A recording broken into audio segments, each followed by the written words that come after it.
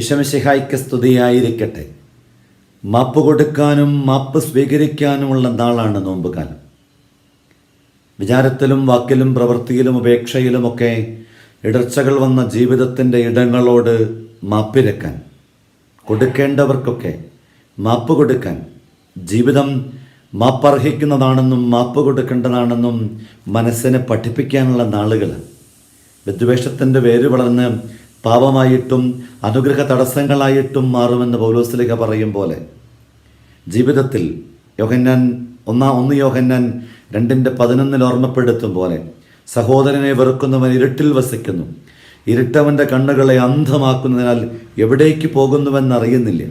നോമ്പുകാലം ജീവിതത്തിൻ്റെ എല്ലാ ഇടങ്ങൾക്കും മാപ്പുണ്ടെന്നും എല്ലാവരും മാപ്പർഹിക്കുന്നവരാണെന്നും നാം മാപ്പ് കൊടുക്കേണ്ടവരും മാപ്പ് സ്വീകരിക്കേണ്ടവരുമാണെന്ന് നമ്മെ തന്നെ ഒന്ന് ഓർമ്മപ്പെടുത്തുക.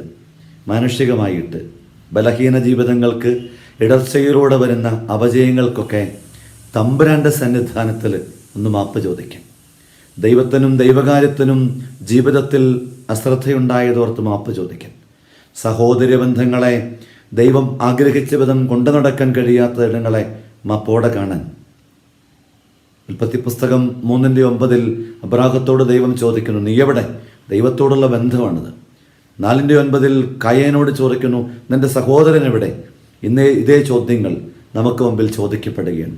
മാപ്പ് കൊടുത്ത് മാപ്പിരുന്ന് അനുഗ്രഹത്തോടുകൂടെ ഈ നോമ്പിനെ കൂടുതൽ അനുഗ്രഹ അഭിഷേകദായകമാക്കാം. ഈശോയെ, മാപ്പ് സ്വീകരിക്കലും കൊടുക്കലും ജീവിതത്തിൻ്റെ കർമ്മമാക്കാൻ കൃപ നൽകിയാൽ നമ്മുടെ കർത്താവ് ഈശോ മിശിഹായുടെ കൃപയും പിതാവായ ദൈവത്തിൻ്റെ സ്നേഹവും പരിശുദ്ധാത്മാവിൻ്റെ സഹവാസവും നിങ്ങളോട് കൂടെ ഉണ്ടായിരിക്കട്ടെ, ഇപ്പോഴും എപ്പോഴും എന്നേക്കും. ആമേൻ. ഈശോ മിശിഹായ്ക്ക് സ്തുതിയായിരിക്കട്ടെ.